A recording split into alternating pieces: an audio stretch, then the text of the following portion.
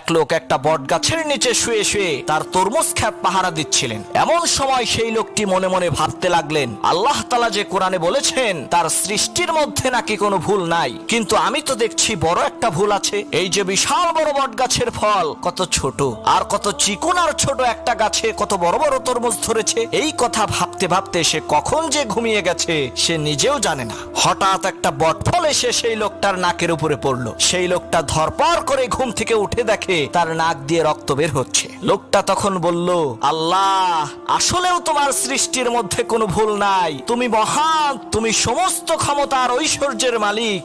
আজকে যদি এই বট গাছের ফল তরমুজের সমান হইতো আর আমার নাকের উপরে পড়তো, তাহলে তো বিনা টিকিটে ভেস্তে চলে যেতাম, আমার আর কোনোদিন বাড়ি ফেরা হতো না।